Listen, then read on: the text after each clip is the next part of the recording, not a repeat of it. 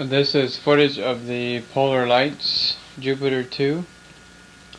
What you're going to see is the finished kit with the scratch-built interior.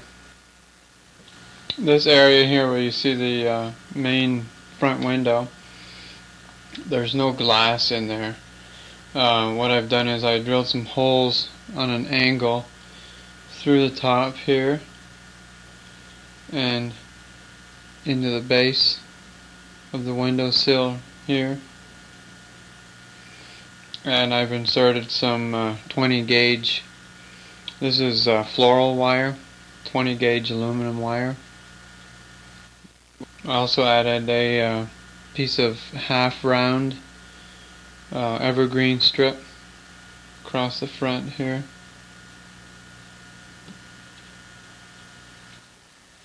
In this section here, the doorway was cut out, and I added a ramp here going in.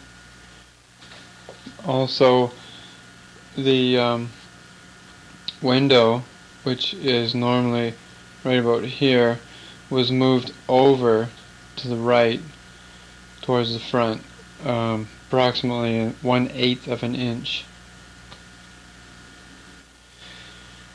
I also added 3 oval holes here by drilling a hole to start and using a number 11 X-Acto blade, just getting the shape that I needed there. Then I added a small strip of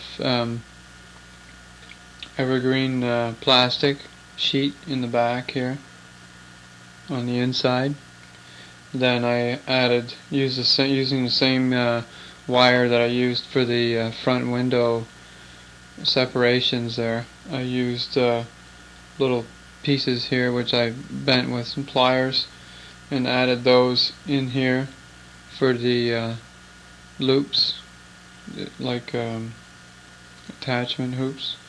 And here I added, drilled 2 small holes and inserted little bits of wire in there, then painted 1 yellow and 1 red. This is a shot of the underneath of the ship. For this piece here, I just took the clear piece that came with the kit and I sprayed it with gray primer. Then I'm using a yellow wash, yellow paint watered down, okay, as a wash. I used the wash in all the little squares here. All of the landing gear was scratch built using .03 styrene sheet. The landing bays were constructed from this same thickness of styrene sheet. I didn't like the kit parts at all because you can see here it's way too thick, and they're given an appearance of being bulky and heavy, and also the unsightly seams. Using the original kit piece, I made some stencils to work with. This is what you get. Now these are just cut out from cardboard, these 2 pieces here, to give me the basic outline of the shapes that I'm going to need. Basically, you just I took my shape, lay it out onto your piece of plastic card, trace it out with a pencil, and you just cut out with an X-Acto knife. So I basically traced this out using this cardboard stencil. I traced it out onto the plastic sheet, then cut out my part, and then using a small drill, just a small hand drill like this, okay, you drill your holes where you want your openings, and then using an X-Acto blade, okay, I opened them up until I got the desired shapes that I was looking for. And then you end up with your piece, finished piece. Now you've got your back side, and you have two side rails that'll be attached on there like so. And once these are in place, you add your steps. Now these were all measured and cut out individually.